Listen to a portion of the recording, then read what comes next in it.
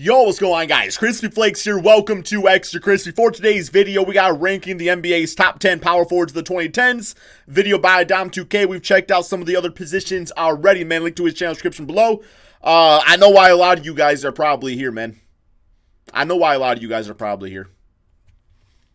Let's go. And finally, drop a like if you think I know why you are probably here. A challenging list with some question as to who will be, as the great Biggie Smalls would say, nombre uno. Okay. That wasn't even all though. I actually struggled with who to put on this list, having to leave some people out and just placing them overall. Yeah, guys played multiple positions at the beginning of the video. Chris Bosh and Tim Duncan are on the power forwards list. Good. I'm explaining this here instead of taking up their time because they really should be, because these guys, like, yes, they adapt to the center position, but I would say their best basketball to me was the power forward spot, but I think the thing that made both these guys great is that they could adapt to that center spot when the time came, you know what I'm saying? But no, to me, they're power forwards. They were in this really weird situation where technically they played a lot of center in the decade, but we generally ranked them as all-time power forwards, and basketball became positionless through this era. Their placement on either list is going to be controversial, so I'm going to go with what we know them Tim as. Duncan, number And one. Speaking of things you might think maybe not I bet this you decade. didn't know there was a much more secure and convenient way for you to be surfing the internet. Yo, we got some of that VPN, man. Some of that VPN. Okay, here we go. Here we go. We there? On your information is not tight enough. We ain't there. Okay, here we go. Here we go. Has been consistent and good. The great Paul Millsap. He's been a good scoring stretch for, nabbed all 4 of his All-Star appearances. I liked him on Utah also. Second team in 2016. Today he resides in Denver, where he's still providing good offense for a team that has contending He backed up Boozer He beat out and Kevin Garnett for the 10th spot simply because Garnett hit a wall after 2013 and almost immediately fizzled out before retiring in 2016. With Millsap's steady play and accomplishments, it'd be kind of disrespectful to have KG over him this decade simply because of name recognition. We all knew how great KG was. I promise the next 9 spots are a lot more exciting than Paul Millsap. I like Paul Millsap. He's cool, man. He's a good player. Yes, the curious case of Kevin Love. The man who all but started, or maybe he just continued the whole great stats on a bad team argument. Well, despite popular belief, Kevin Love was literally a top player in the league before taking a massive role reduction in Cleveland. He averaged 22 and 13 for the first 5 seasons of the decade in Minnesota, and that's also where he picked up his 2 lone All-NBA teams. His main problems there were health and a decent roster, so once he actually joined a good team, people questioned if he was ever more than just empty stats. However, I've always imagined that if you put numbers on a team where the defense really only had to focus on you, then you probably had some kind of incredible talent. During his 4 seasons with LeBron, he was still able to make 2 All-Star teams and average 17 and 10 overall. But because the spot-up shooting Kevin Love was such a massive scale back from the guy we saw with the Wolves, his quote-unquote demise is a bit overplayed. Nevertheless, the smaller role did hurt his ranking here, where he probably could have done much better. Damn, Zilly tried to block that! Happy with the championship. Kevin Garnett? LaMarcus Aldridge is the Paul. There he is. Okay, guys, quick thoughts on LaMarcus Aldridge. I'm gonna let Dom take it over from here. Yeah, pretty much when it comes to I understand he puts up good individual stats. I'm taking Kevin Love over LaMarcus Aldridge. And have you think about my opinions? LaMarcus Aldridge is fine, but to me, I'm taking Kevin Love over LaMarcus Aldridge. He's got a championship as the number 1 option. I think he was a better player at times. Well, obviously not later in their career, because right now Kevin Love's still pretty good, but. Yeah, man, LaMarcus Aldridge at number 8, you obviously got to put him on this list. I think 8's probably good. I would probably say 9 because I think I'm taking Kevin Love, but that's just a little minor, biasnism, I guess. Very good and consistent. It's not really even being a biasnism, man. As a matter of fact, scratch that. Throughout the 2010s, maybe it is a little bit. You guys tell me, who would you take, Kevin Love or LaMarcus? Mid-range scoring big man, and has the All-Stars and even All-NBA appearances to show for it, with 7 and 5 respectively. That's why I say underrated.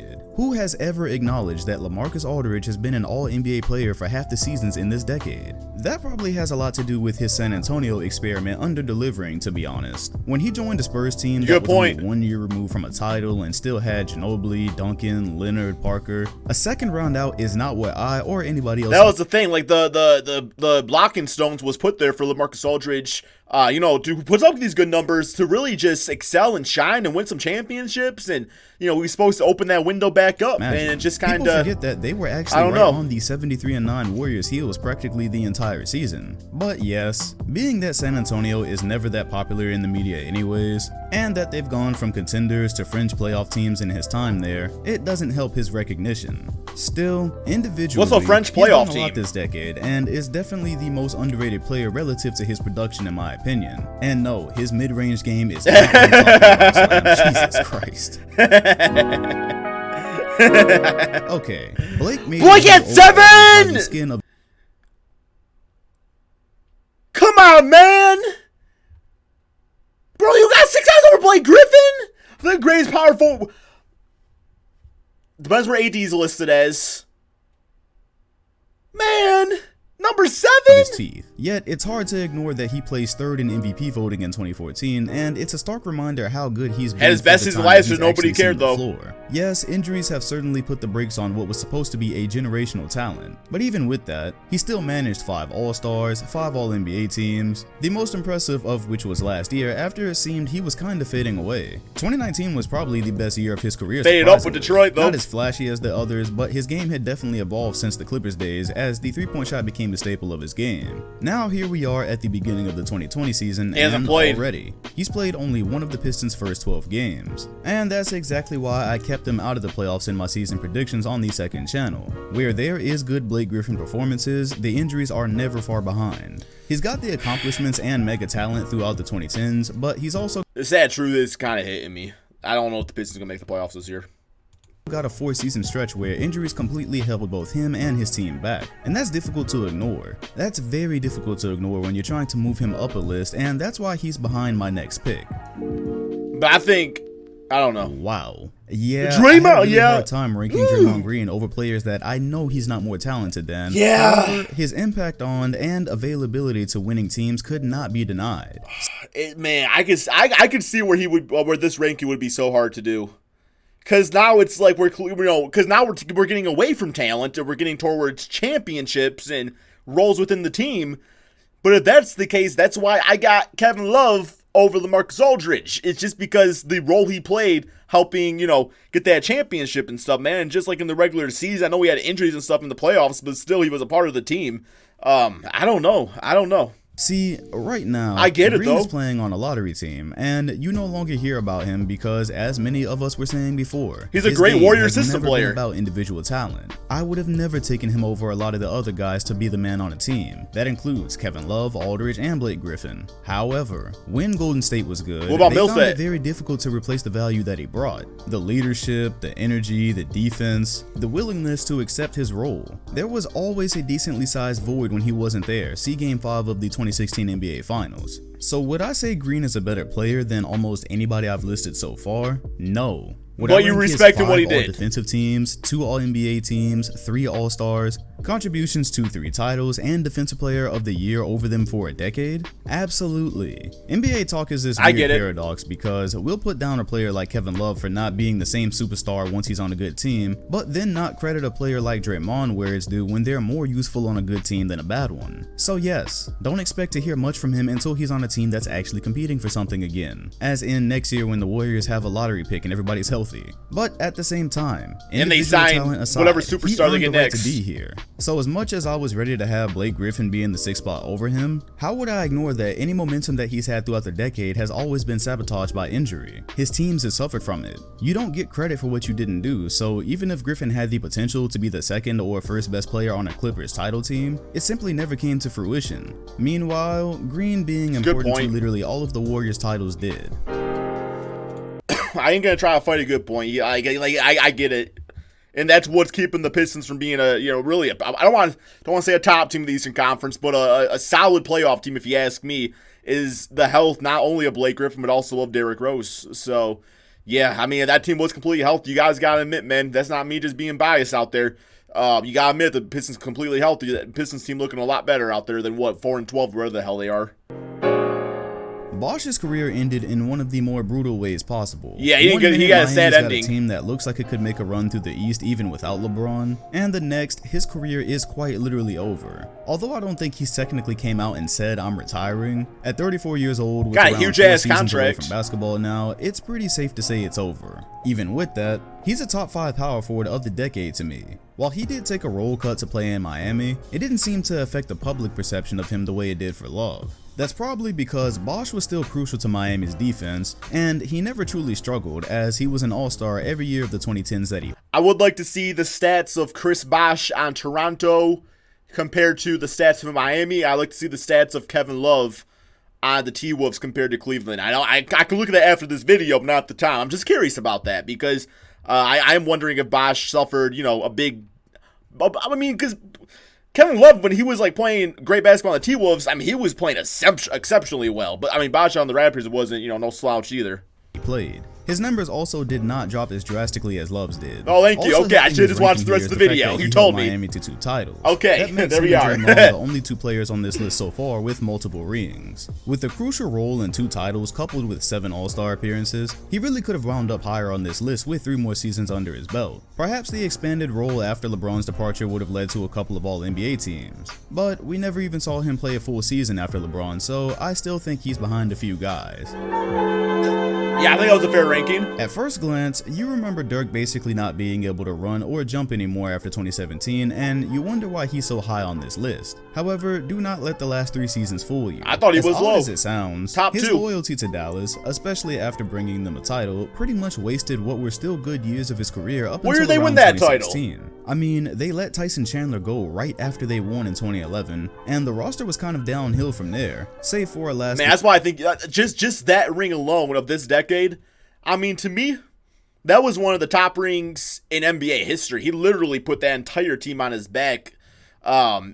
Yeah, I don't know. I think Dirk deserves higher for that ring, Effort in 2015. Still, he picked up just 3 All-NBA teams this decade, ranked in MVP voting 4 times, earned 5 All-Star teams because last season's does not count, Bro, I got and pissed off won there either the first or second most important title of the entire decade. He was the Finals MVP of that series. That's where a ton of his points come from. You stack his accomplishments and play on top of that, and he's 4th for me. History tries to make Dallas a better team than they were every single year, when the reality is that they were on nobody's radar to actually win it all in 2011, especially after Caron Butler tore his ACL. They might have been considered fringe contenders if you were just naming contending teams for that year, but they weren't. Nobody was saying Dirk was going to win it though. MVP of a series with LeBron, Wade, and Bosh in it will always be one of the more impressive feats the game has seen. What a team that was, man. He didn't have a co-star for that series, and in an era based around star power, that will always stick out.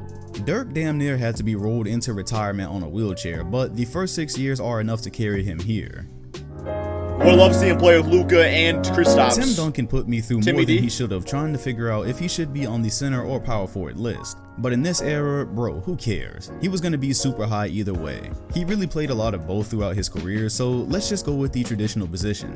Duncan had just about the most perfect career any player could have, and that counts for the 2010s as well. Even as his physical ability was diminishing and you could see all the gray hairs, the fundamentals never disappeared, and he didn't limp away from the game when he knew it was time to go.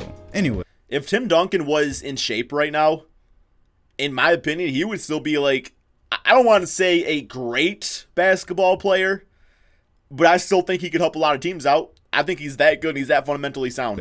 Despite being drafted in the late 90s, he managed 4 more All-Star selections in this decade, along with 6 All-League teams that includes 3 defensive squads and 3 All-NBA. His overall averages for the years remained at a respectable 15 and 9 with 2 blocks per game. Damn, dude. And he was 36 and 37 years old respectively. Some players be killing to have those averages. Title runs. Think about that for a moment. In Game 6 against the Heat, when the Spurs nearly put them away and Duncan was having the game of his life, he was 36 years old. Despite that heartbreaking loss, he and the Spurs had enough in the tank to run it back and then win it. And then he made an all-star team after that Charles Barkley did not agree with. Still, fucking legendary run. Especially when you consider the type of player no better way to put it. How important he'd been to his team since the day he was drafted. I don't know how any of it was physically possible. He was technically getting older when this decade started and still went on to add more accomplishments. Tim Duncan ranks that sums up the San Antonio Spurs right there. Like, just like when you thought that window was closed, Tim Duncan was like, no, man, I'm going to pry that bitch right back open, just like that. I miss that team. I miss that team a lot. Off the top of my head, he's probably the oldest player to be in a top 5 of People think I'm a Spurs hater, man. I just have such great respect, you know, for that old Spurs trio. I just have such great respect for them, man. And I just kind of miss that culture on the current Spurs. That's all. That's all. Of these lists so far. It's my great respect for Tim Duncan. Controversial. Throughout the 2010s, Anthony Davis has been the most talented power forward. So is Giannis going to be a small forward or a power forward? Here we are in 2020, and he's just now playing the first meaningful basketball of his career. Is that his fault? Probably not. But 10 games into this season, maybe and a little he's already bit playing through injuries that might eventually see him sitting some games. I mean, that wouldn't be any different than what's gone on most of this decade. He routinely plays around 65 games a season, and the reason I think it's a little bit of his issue is because we know how great Anthony Davis is. Yeah, switch him with LeBron. Like switch his legacy with LeBron. Imagine if LeBron would have went all those years, and I think they made the playoffs like one time, like the Pelicans did. But like the Cavaliers, you know, LeBron's first time getting to the finals. Did you guys see that team? So a part of it is on Anthony Davis. Like great, legendary, once in a lifetime, generational players. You got to be able to carry. I mean, to me, that's a big part of it. And that's been his one downfall. Still, he's managed the 6 All-Star teams, 3 All-NBA teams, and 3 defensive teams. Like I said, 4 power forward, talking about both sides of the ball. If you're counting every year, nobody has been more talented. Still, with his lack of any kind of winning and his rugged injury history, that's where I can split hairs and place him second. It's just too much to overlook when I'm reviewing what he's up against. It's gonna be Giannis, right? Giannis came up very quickly, and I believe he took this first spot very quickly. Unlike other lists, yes, there is a debate to be had. You can debate his 3 All-Star appearances versus AD's 6, but then check out how Giannis has almost the same number of all-league teams, despite only having been at an elite level since about 2017. Yeah, but like what, 3 seasons? Level numbers while at the age of 24, helping lead the Bucks to 60 wins, the Eastern Conference Finals, and grabbing an MVP. Okay, look, I'm not going to compare his team situation to AD's because clearly the Bucks were better despite not having household names aside from Giannis, but I do want to point out that Giannis has actually been present to make these type of seasons possible. He's played more than 70. Maybe Giannis, part of it could be Giannis made some of those teammates better, you know? Just like with his leadership out there and just his work ethic. Games each year of his career. So between his MVP, competitive play, availability, and all league teams that closely resemble AD's, it's very hard for me to say he's second. Is AD more talented as of right now? Yeah, probably. He can shoot better, he's a defensive juggernaut, he's got more in his bag. I'll take Giannis over AD any day of the week. Numbers enough to overshadow what Giannis has done in such a short time. Any day of the week. I don't think they are, but that's for y'all to discuss in the comment section. Or you can come discuss. Okay, that is the end of the ranking portion of the video. Overall, you know, he brought up some really good points. I agree with it for the most part right there. Like I said, man, not me hating. I got seriously, man. Look at me in the bitch ass says I'm not hating on this. I really think Kevin Love deserves it maybe over LaMarcus Aldridge, at least by a smidge, just because of the ring. But you know, Blake Griffin, he brought up some good points about injuries. You know, a fully healthy Blake Griffin would have been probably higher on that list. But overall, you know, good stuff out there, man. Good stuff. I liked it a lot. Good video. Dom's channel description below. Peace out, everybody.